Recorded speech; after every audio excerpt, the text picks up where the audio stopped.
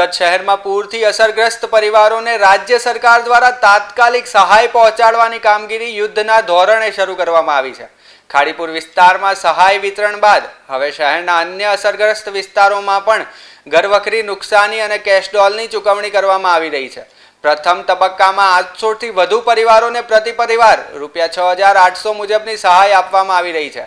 અસરગ્રસ્ત પરિવારો સુધી સહાય ઝડપથી પહોંચે તે માટે વહીવટી તંત્ર દ્વારા જુદી જુદી ટીમોની રચના કરવામાં આવી છે। અધિકારીઓ અને કર્મચારીઓ સ્થળ પર પહોંચી સહાય વિતરણની કામગીરી કરી રહ્યા છે। સરકારી ખાતા દ્વારા લાભાર્થીઓ માટે સહાયના કવરો તૈયાર કરવાની કામગીરી પણ ઝડપી ગતિએ ચાલી રહી છે, જેથી લોકોને સમયસર આર્થિક મદદ મળી શકે। સુરત મહાનગરના તમામ ઝોનમાં અધિકારીઓ અને કર્મચારીઓ સતત કામગીરીમાં જોડાયેલા છે। અસરગ્રસ્ત પરિવારોને વધુ રાહ ન જોવી પડે તે માટે સહાય વિતરણની પ્રક્રિયાને સરળ અને ઝડપી બનાવવામાં આવી રહી છે। સરકારનો મુખ્ય હેતુ પૂરથી મુશ્કેલીમાં મુકાયેલા લોકોને તાત્કાલિક રાહત પહોંચાડવાનો છે।